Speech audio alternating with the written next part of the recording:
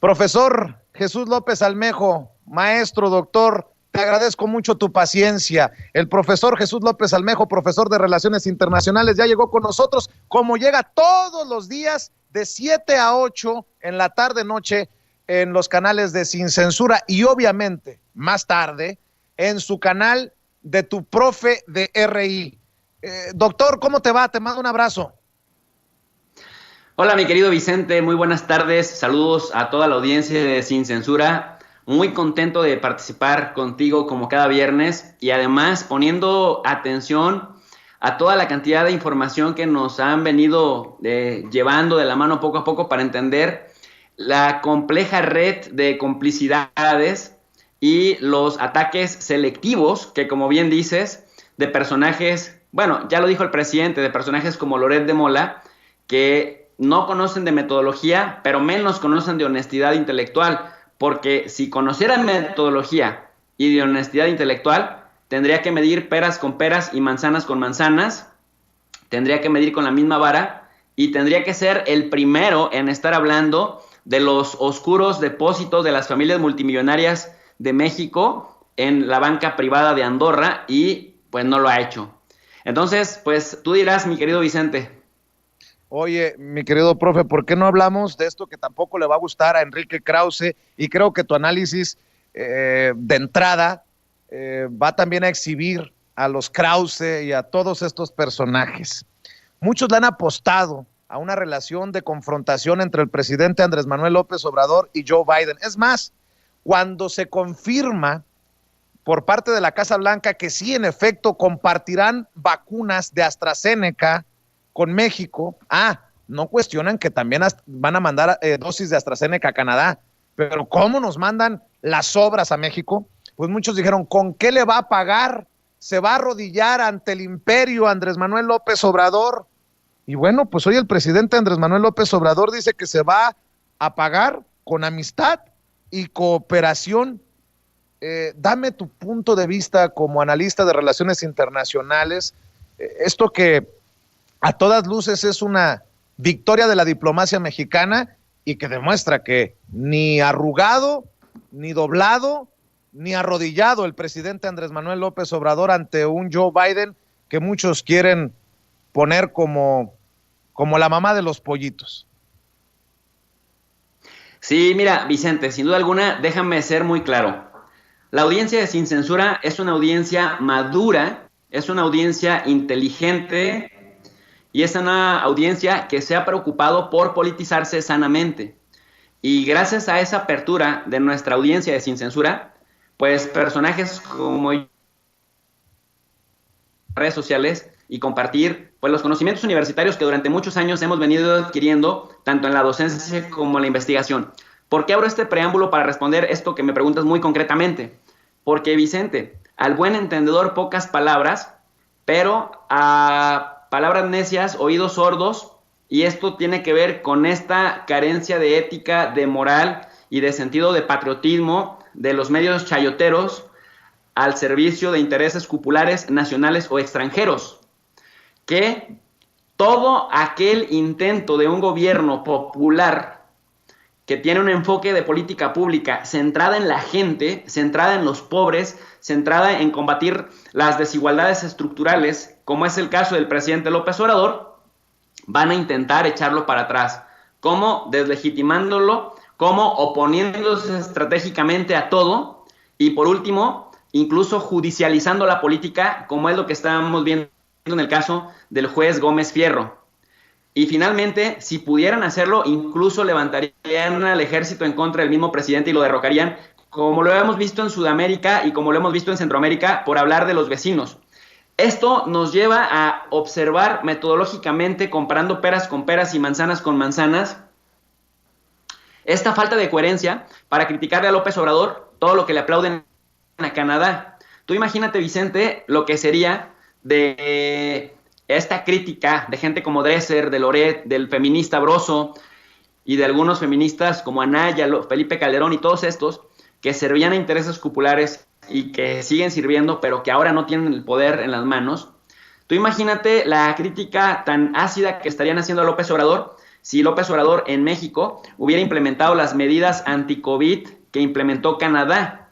A Justin Trudeau le aplauden todo porque sonríe bonito, porque es progresista, nótese mi sarcasmo y mis comillas, pero a López Obrador cosas parecidas se las critican. Imagínate tú que Canadá tiene ahorita en este mismo momento, y es uno de los países más acaparadores de vacunas, tiene la desvergüenza y el descaro de seguir solicitando más vacunas, a pesar de que en este mismo momento, 19 de marzo del 2021, cuenta aproximadamente con 9 dosis por cada habitante.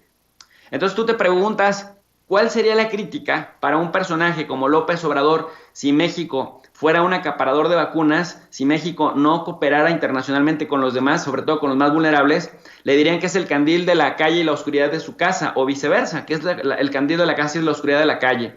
Entonces, lo que tenemos que, pues ya que no son serios, y mira que hace falta una oposición seria, ya que no hacen críticas sustentadas, bien hechas metodológicamente, pues hace falta una crítica metodológica, porque estos, Vicente, todo lo caricaturizan. Y esto es muy riesgoso para una democracia, porque cuando realmente haya una preocupación legítima, ya la gente no les va a creer por mentirosos, por mitómanos y por poco serios. Profe, ya que estamos hablando de esto que han tergiversado mucho, creo que hay que reconocerle también al presidente Andrés Manuel López Obrador su compromiso con la no intervención. El presidente habla de resolver los conflictos de manera pacífica, incluso en temas como el de las potencias, el de las principales potencias mundiales, el de Vladimir Putin y Joe Biden que llama asesino a Putin, Putin lo reta a debatir, y el presidente Andrés Manuel López Obrador dice, hay que resolverlo de manera pacífica. Eso también tiene un gran poder, entendiendo que México forma parte del Consejo de Seguridad de la ONU y que cada vez toma una relevancia que ya hemos dicho muchas veces, había perdido México con Andrés Manuel López Obrador ya en las riendas del gobierno, pues. Sí, definitivamente es correcto tu diagnóstico, Vicente. Y mira, justamente yo hace un momento halagaba a la audiencia de Sin Censura y decía que es de verdad un placer y un enorme gusto conocer este tipo de audiencias, que es muy raro verlo en otros medios, porque la gente necesita información para politizarse sanamente. La politización no significa grilla, sino tener herramientas para poder entrarle a la discusión nacional con los pelos de la burra en la mano y con información primaria, que es lo que hacemos acá en Sin Censura y los colaboradores que estamos en torno a Sin Censura. Mira, hay 7 principios de política exterior de México. Estos principios son, por ejemplo, la autodeterminación de los pueblos, la no intervención, la solución pacífica de controversias, la proscripción de la amenaza o el uso de la fuerza en las relaciones internacionales, la igualdad jurídica de los estados, la cooperación internacional para el desarrollo y la lucha por la paz y la seguridad internacional. López Obrador, en el caso de Estados Unidos, ha mencionado 3 principios muy importantes. Estos 3 principios es no intervenir en asuntos ajenos, igualdad jurídica de los estados y también la cooperación internacional para el desarrollo. Tanto, y esto lo dice la fracción 10 del artículo 89 constitucional. Y Vicente, entonces, tanto en la relación con uno como en la relación con otro, tanto con Rusia como con Estados Unidos, hemos estado viendo estos planos. Rusia te trata como un igual.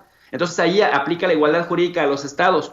Con Rusia, con esta diplomacia de la salud que ha estado compartiendo las vacunas Sputnik, aún y cuando no ha vacunado toda su población, contrario a lo que ha hecho Estados Unidos, López Obrador tendió un puente de alivio que le está ayudando a llevar en la medida de lo posible la calendarización de vacunación de la población, porque los laboratorios estadounidenses, a pesar de que ya se les pagó, te dan el producto cuando se les antoja y en el plazo que quieren, por presiones de Joe Biden, el presidente de Estados Unidos, que lejos de ser el demócrata que dicen ser, que lejos de ser los pacifistas que dicen ser, y que lejos de proveer a este mundo libre de libertades, pues terminan comportándose como unos verdaderos tiranos, egoístas, y que nos metieron en este problema, porque luego mucha gente en su ignorancia o en su odio al presidente López Obrador dicen que la 4T dijo que vacunaría, y que no están haciendo las cosas como sí las hacen en los Estados Unidos. Lo que no te dicen es que estos acaparadores, porque eso es lo que son, presionaron a sus laboratorios para que primero proveyera al mercado interno estadounidense de vacunas y después a los demás. Es decir, que se haga la justicia en los bueyes de mi compadre, pero no en la mía. Y entonces, ¿qué es lo que pasa con López Obrador? Dice, perfecto, entonces ustedes acaparan vacunas, nosotros abrimos la frontera y ustedes encárguense de la migración centroamericana en la frontera. Cuando le empieza a estallar políticamente a Joe Biden en la frontera esta crisis, entonces ahora sí vienen con México y dicen, México, tú necesitabas vacunas, ¿verdad? Como unas 3 millones, 2.7, 2.5. Nosotros necesitamos que nos ayudes en el tema de la migración, que México ya lo hacía. Entonces dice México, bueno, va, perfecto. Esto es negociación diplomática, esto es cooperación internacional y esto es que dos países se leen la cartilla, se ponen a hablar más o menos de iguales y entonces cada uno expone lo que necesita. En el caso de Rusia, igual. Entonces, ahorita en este momento, México, Vicente querido, es de los pocos países en el mundo que tiene buenas relaciones con las 3 potencias mundiales más importantes, más el eje de Japón, Corea del Sur, más el eje de la Unión Europea. Es México el país que mejor se relaciona ahorita en la arena internacional. Lo que se entienda por buena relación con Estados Unidos, que siempre son relaciones complicadas, México las tiene, a pesar de que los agoreros decían que con Biden casi se iba a intervenir a México, y bueno, ya vimos que Enrique Krause lo anda promoviendo, lo anda cabildeando desde el New York Times, pero también vemos que tiene buenísimas relaciones con Rusia, al punto de que fuimos de los primeros países con los que Vladimir Putin estableció el tema de la vacuna Sputnik. Con Japón y Corea ni se diga, y bueno, pues con China. China nos ha hecho fuertes con el envío cumplido, fíjate bien, cumpliendo cada paso del proceso negociado con las vacunas de Sinovac. Entonces, ¿eso qué te quiere decir? Que cuando ves al mundo, dices, por mucho que digan que Rusia es terrible, por mucho que digan que China es violador de derechos humanos, por mucho que te digan, los que nos han dejado abajo a la hora de la verdad son los acaparadores europeos y estadounidenses, entiéndase Reino Unido y entiéndase Estados Unidos y Canadá, o sea, los principales aliados. Entonces, en esta asimetría de relaciones con Estados Unidos, ¿a qué tiene que recurrir el presidente López Obrador? Bueno, ¿cuáles son sus principales debilidades y temores? Y por ahí vamos a meter un poco de presión. Y claro, públicamente el presidente López Obrador tiene que decir, amistad y cooperación es todo lo que podemos ofrecer. Tiene razón, así son las relaciones internacionales bajo los enfoques realistas que hablan del egoísmo y del interés que se concentra en términos de incrementar el poder, Vicente. Profe, para cerrar otro tema que es no solamente actual, urgente, importante, para ver más allá de nuestras narices, y perdón por decirlo así, porque muchos nos enfocamos en el ruido interno, el ruido doméstico, el ruido al interior de México, y cuando el presidente Andrés Manuel López Obrador, cuando los que defienden la Cuarta Transformación hablan de soberanía energética, salen los neoliberales y salen los que defienden los intereses inconfesables a ridiculizar, a caricaturizar, a desestimar, a subestimar el concepto. Y en momentos en que un juez da la suspensión definitiva a la reforma eléctrica impulsada por el presidente, y en momentos en que sabemos que se ampararon hasta Walmart, Bimbo, y que Oxxo paga menos por la luz que una familia como la tuya o como la mía en nuestro país, pues creo que es importante entender el concepto de soberanía energética y de lo importante que resulta para otras naciones, no solamente para México, y por eso México en el ojo del huracán, bajo el escrutinio y bajo los reflectores, debí de haber dicho, internacionales, profe. Mira, aquí tenemos también nuevamente un problema estructural y varios problemas coyunturales que se vinculan al mismo asunto. ¿Cuál es el tema estructural?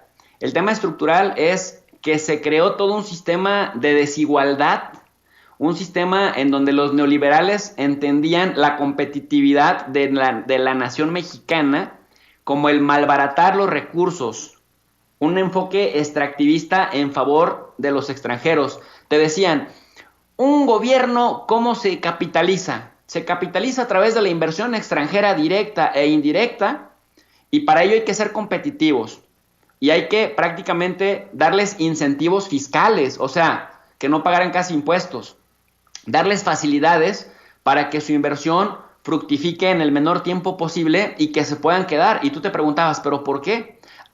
Es que la finalidad, decía gente como Leo Zuckerman, es que la finalidad es de que generen empleo y eso trae al país pues bastante tranquilidad. Cosa que hemos visto que no es cierto, porque además después le metieron el tema del outsourcing y lo que sí hemos visto es un avance progresivo de explotación disfrazada de una técnica moderna de un empleo fácil y sencillo del que las empresas se quitan la responsabilidad de dar prestaciones sociales, garantías, antigüedades a la gente. Y por otro lado decían, pues entonces el gobierno se tiene que endeudar y decían ellos, la deuda no necesariamente es mala cuando la deuda se consigue para reinvertirse en rubros que detonen la economía nacional. Pero resulta, y aquí viene la trampa, que estos, póngamele aquí el bip, que estos aconsejaban a gobiernos neoliberales de que se endeudaran. Cuando los gobiernos neoliberales se endeudaban, entonces te aplicaban las recetas del consenso de Washington. Recuérdate que estas recetas del consenso de Washington se dieron en el año 90, pero toda la década de 1990 tuvieron efectos y consistían en las recetas que el Fondo Monetario Internacional, el Banco Mundial, el Banco Interamericano de Desarrollo y la Reserva Federal del Tesoro de Estados Unidos, más el Departamento del Tesoro, decían que eran los lineamientos que un país tenía que cumplir para poder tener acceso a crédito internacional.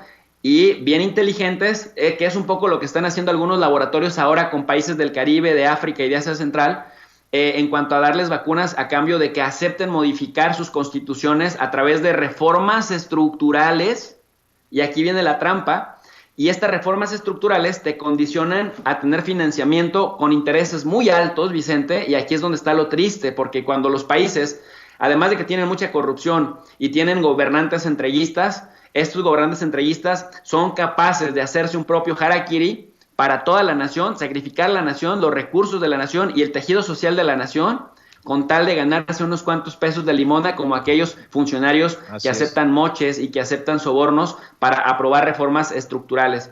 Entonces, no es casual los intentos de Fox, los intentos de Calderón, los intentos de Peña Nieto, que al final con Peña Nieto sí salió adelante con el Pacto contra México, estas reformas estructurales entreguistas a los particulares, pero también a los particulares extranjeros.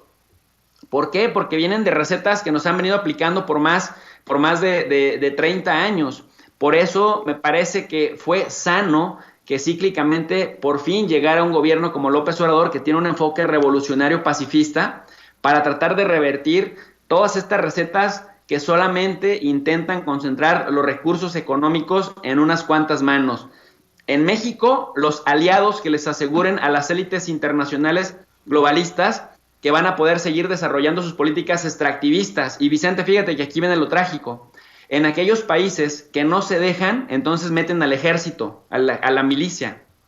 Y en aquellos países como México, que tienen a élites entreguistas, como lo hemos visto con los prianistas, entonces lo que te meten es un ejército de calificadoras que a veces son hasta más peligrosas, para decirte más o menos cuando tienes AAA, AA, A, B, W, para decirle a la gente qué tan confiable eres para invertir en tu país, de tal suerte que el ciclo se cierra, porque entonces tienes un montón de inversión extranjera directa con incentivos fiscales que hace que incluso Walmart llegue a pagar menos luz que tú y yo o nuestra familia en nuestras casas comunes. Pero por otro lado también cierran el ciclo porque no solamente se aseguran de que sea coyuntural, sino que además con reformas que le llaman ellos estratégicas, reformas estructurales, como la energética, como la reforma fiscal, como la reforma política, como la reforma educativa, como la reforma laboral. O sea, se aseguran de que desde todos los frentes, los países con élites entreguistas